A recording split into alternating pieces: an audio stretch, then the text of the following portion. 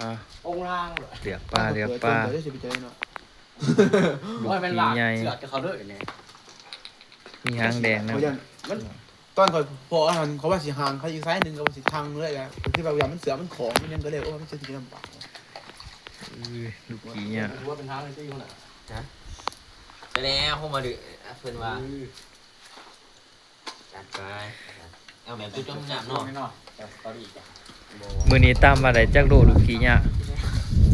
รอบ30บุรุษเนี่ย เยี่ย ไม่ได้ว่าตัวหน่อยร้ายเนาะ ตัวหายไปเรื่อยๆนี่นะ หน่อยก็เอาเด้วย ส้มนี่อยู่กินแน่สะอี้เลยอ่ะคอยได้จับหน่อยมีสองตัว เดี๋ยว ว่างซ้ำตลาด ส้มนี่คงไม่ ว่างว่าง ตลาดในรักหลานเลยมันตัวน้อยนะคุณเชื่อป่ะ แมนด้วย โอ้สุดนี้เดี่ยงได้3แถวพุ่นนะแต่ก่อนว่า2แถวก็ว่าหลายเลยเนาะเฮาเนาะปรากฏหั่นดูกแดกของเฮาได้หั่นเนาะ บุคคลตายเลยโอ้ไปเนื้อคนนี้ไปเนื้อคนนี้ นับเบิ่งหาลูกผีเนี่ย ผู้ใดเนี่ยคอย วันอาจารย์2 4 6 8 10 12 14 16 18 3ตัว2ตัว4ตัว6 18 30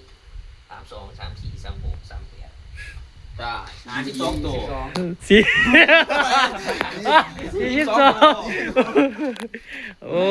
ยนับป่าจนดื้อตายแล้ว38แต่ว่า52ลูกผีค่อย บอกโยก็บ่ได้ฟังมาตายดิฟังว่า เพิ่งเห็นความเราเครื่องน้องมันก็สีนั่นอย่างงี้ นะ 42ตัวมื้อนี้ โอ้ปลาเครื่อง เบา จ้าเป็นจ้า